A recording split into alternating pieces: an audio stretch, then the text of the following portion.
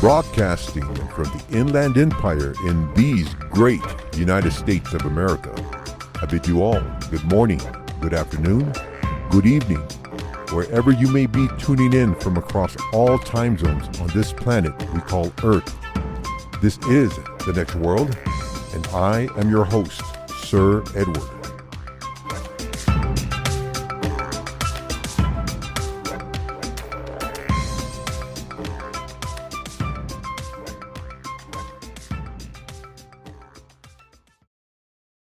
So, welcome one and all to our first episode. And I just want to clarify this program and what it entails. So, what you, the listeners, are going to experience is not your typical podcasts on the paranormal, government secrets, cover-ups, conspiracies, UAPs, everything under the sun that a podcast with this type of theme would usually have.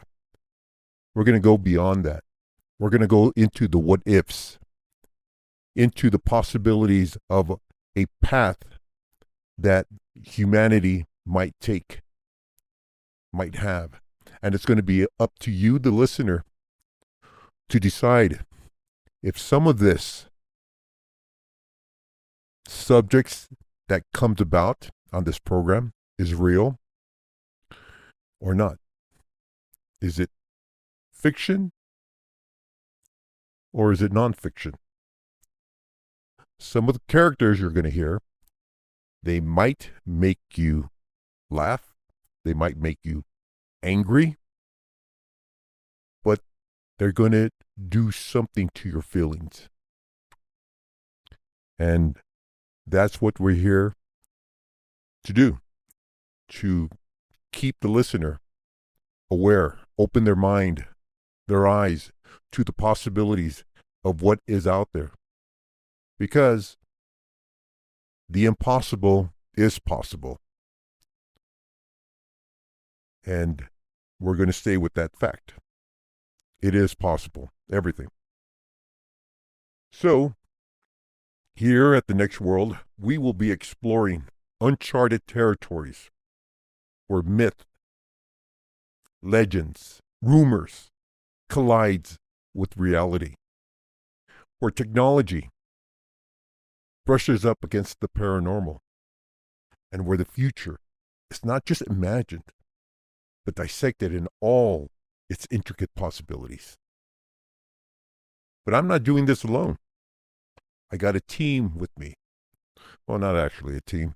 Maybe just two guys right now. And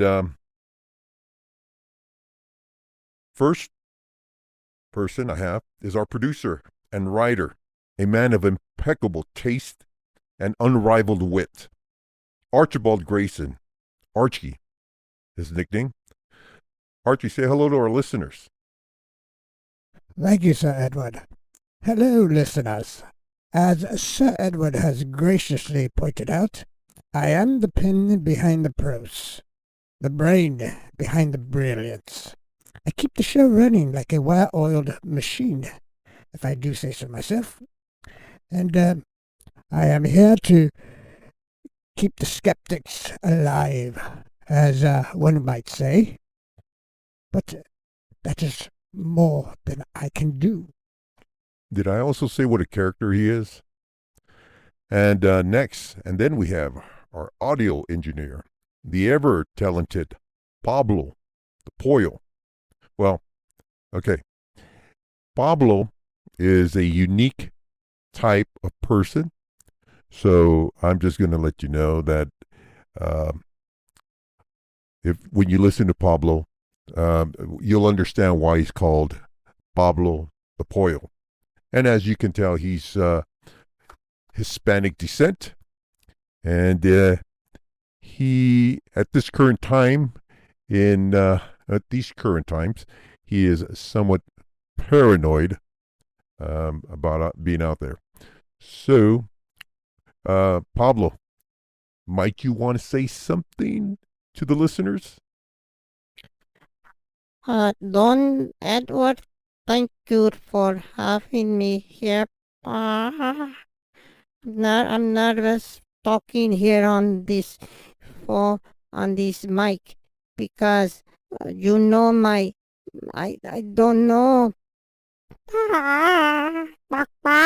I get nervous and I cluck like a chicken, but I'm okay. Okay? Okay, I'm here. Good grief. But I couldn't have said it any better myself, Pablo. You took the cluck right out of my mouth. So, listeners, now you see, together with Archie and Pablo and myself, we make a extraordinary team. So buckle up as we delve into our very first episode and beyond. The next world. Oh, that's right. And there's one thing I forgot to mention, as Archie's waving at me, giving me the sign, is that Pablo, our audio engineer, is still learning the functions of an audio engineer. So bear with him, bear with us, as he tries to navigate sound. Ain't that right, Pablo? See, perdón, Don Eduardo, see, I confused. Okay, okay, yes, Sir Edward. I know, I learned, okay, I learned good. Thank you, okay, okay. So, there you go. Thank you, Pablo, for your excellent articulation. So, I just want to also add in that this podcast could not have been done without a collaboration or advice from a good friend of mine. His name is E.J. Perez. He is the author of the Superhuman Race series, and I want to thank him for his contributions. Me and him have collaborated a lot on projects, and this is one of them. He's behind the scenes here, so at times he will but he'll phone in and give his opinions or advice on the issues related to the topics that we're discussing.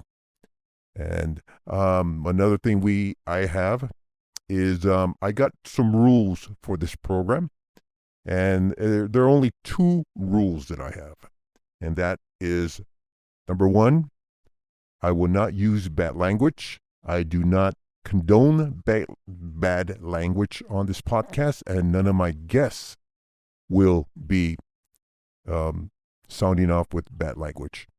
The second rule, I don't talk politics. As much as I talk about government cover-ups, conspiracies, rumors, all those fascinating stuff, it will not be related to politics. It will just be related to government cover-ups and secrets. And there you have it. And now, the news. And welcome to the Next World Report, as we bring you the latest and most intriguing updates from the realms of science, technology, and the supernatural, and cover-ups, and rumors of cover-ups, and government secrets, and conspiracies, all that. Tonight, we've curated 5 stories that will challenge your understanding of reality. Let's dive into the unknown. AI reaches the next level of self-replication, or, as they say, AI reaches the next level, self-replication is here. Okay, so first thing is, Archie, I can't read your handwriting, so you need to start typing it or using the computer, old man. So let me start over again. AI reaches the next level. Self-replication is here. A team of researchers at a prominent university has unveiled a groundbreaking artificial intelligence program capable of self-replication. This program can not only duplicate itself, but also refine its own algorithms with each iteration. While this marks an incredible milestone in AI development, it raises critical questions. Could self-replicating AI become uncontrollable? Some experts warn of potential scenarios akin to science fiction dystopias, while others hail it as a monumental leap towards solving humanity's greatest challenges. What do you think, people? A miracle or a menace? Next, Agent Tex unearthed in Egypt. Could it be proof of mythical creatures? In the heart of Egypt's Valley of the Kings, archaeologists have uncovered a manuscript unlike any other. This Agent Text, written in an undeciphered script but partially translated, seems to describe the existence of hybrid creatures, half human, half animal beings. These beings are said to have served as guardians of secret knowledge. Could this be a window into ancient myths that were based on real occurrences? Oh, Archie. Or are we simply reading too much into creative storytelling from a bygone era? You know, humans have always told stories. So maybe it's a story, then maybe not. Next, neural chips successfully tested on first human. Here we go. A private tech firm has announced a landmark achievement: the successful implantation of a neural chip into a human volunteer. This chip, designed to enhance memory retention and cognitive processing, has shown promising results in initial trials. However, critics argue that such technologies blur the line between human and machine. What safeguards are in place to ensure ethical use? And could these implants become tools of control in the wrong hands? Never trust AI. Well, to a certain extent. Mysterious lights seen over Arizona. UFOs or secret government testing. Last week, the skies over the Arizona desert lit up with mysterious glowing lights. Witnesses described formations too precise to be natural phenomena. The official explanation? Routine military exercises. But conspiracy theorists are abuzz, claiming this evidence is of extraterrestrial activity. Eyewitness accounts, blurry photos, and shaky videos are flooding social media. Are these lights a sign of visitors from beyond? Or are they simply the result of cutting-edge technology we're not yet privy to? I go for that. I think there's a lot of technology that the government has that we're not privy to. The return of the Ouija craze. Is it just a game? I don't think so. With the resurgence of Ouija boards, stores are reporting record-breaking sales, but along with this trend come chilling tales. Individuals have reported unexplained noises, shadowy figures, and sudden cold spots in their homes after using these boards. While skeptics dismiss these occurrences as paranoia or hoaxes, believers argue that the veil between worlds may be thinning. Are Ouija boards harmless tools of entertainment, or are they doorways to something far darker? So, I never mess around with Ouija boards. I did one time, and it scared the believing Jesus out of me. Excuse the word. And now, on to the main topic of tonight's program. So, what I am about to reveal may shock you to your core. A series of classified documents have recently come in to the NextWorld's possession from a source who will, for their safety, remain anonymous. These documents detail a controversial agenda involving the government's plan to implant identification microchips into every citizen. Now, in the news that I had just read, if you recall, and let me get back to that. Neural chips successfully tested on first human.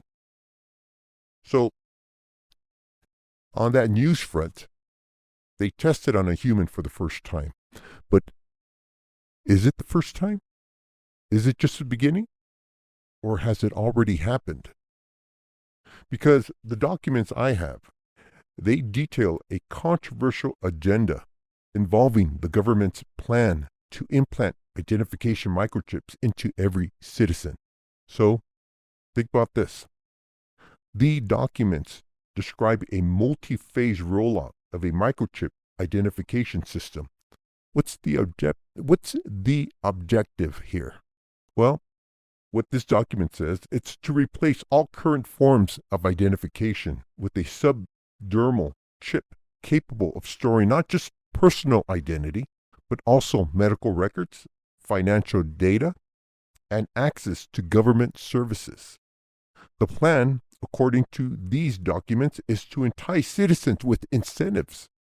Those who comply and receive the chip will gain streamlined access to government assistance, including social services, health care, and tax benefits, maybe even loans, anything.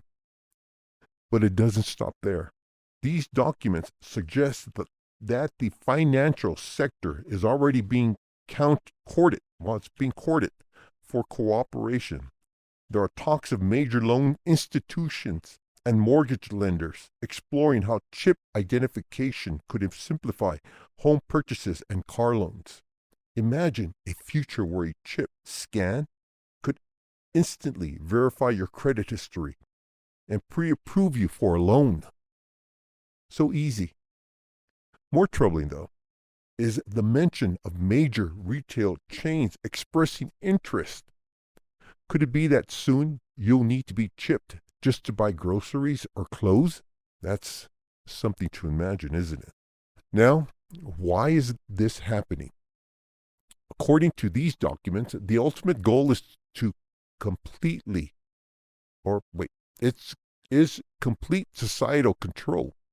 The language used indicates a desire for full population enrollment, with the chip acting as a gatekeeper. To buy, sell, or even exist within the system, you'd need to be chipped.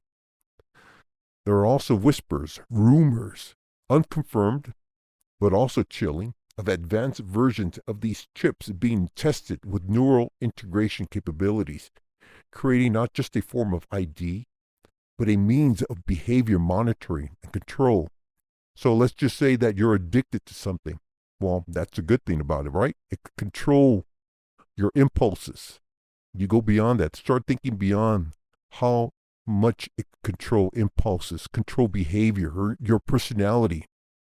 So the most disturbing part to me is the silence. This agenda is being developed behind closed doors with minimal public discourse. Why hasn't the media covered this? Why is there no public debate? Is it because of benefits? Simpler access to services and faster loan approvals are just effective enough to suppress resistance? Or is it something far more sinister? Well, I was able to secure a detailed encrypted interview with a government whistleblower who has first-hand knowledge of this program. Now, for their safety, I will refer to them only as Agent B. So, Agent B, thank you for joining us. I know you still work for the government, so I won't have you too long on the line. Can you confirm the authenticity of these documents I've described? First of all, thank you for having me on, Sir Edward. And yes, these documents are genuine. The project, eternally referred to as Operation Nexus, has been in development for years under layers of classified clearance. The goal, as you stated, is complete population enrollment under the guise of public safety and convenience. It's much similar to the books that you collaborated with E.J. Perez on the superhuman race with that chip identifier. Wow, that is amazing. How fiction actually meets reality, I guess. We're ahead of our time, me and E.J. Perez. So, back to this extraordinary operation that's going on. What's the timeline for the public rollout? Phase 1 is already underway in select metropolitan areas. They're calling it a voluntary pilot program tied to enhanced government aid access. By next year, Phase 2 will involve collaboration with banks and private lending institutions. Well, and for those who refuse to comply? Non-compliance will gradually result in financial penalties, denial of government aid, restrictions on large purchases, and yes, even limited access to emergency medical services. Are there deeper capabilities in these chips we're not being told? Absolutely. Some variants of the chip include biometric scanning and potential for behavior influence. There's also evidence of low-frequency monitoring, but I don't have full clearance to access those files. What can people do to resist this? Stay vigilant. Spread awareness now, before compliance becomes mandatory. And above all, demand transparency. Once full population enrollment is complete, resistance will be almost impossible. Well, Agent B, I'm going to let you go, and I thank you for your bravery in speaking with us. Stay safe out there, and if anything else comes up, please update us. Thank you, Sir Edward, for giving us this platform so that the public can know what's going on, and that we hope the government would show transparency. And I just want to say one more thing. Everybody needs to be aware and vigilant on what the government is doing for you. Ask questions. So, listeners, you've heard it here first. The documents, the whistleblower's confirmation. We stand at a critical point in history where compliance could mean losing autonomy forever. Stay vigilant, people. Share this podcast. Do your research. And remember, the truth refuses to remain hidden forever. Stay curious. Stay bold. My name is Sir Edward, bidding you farewell from the next world.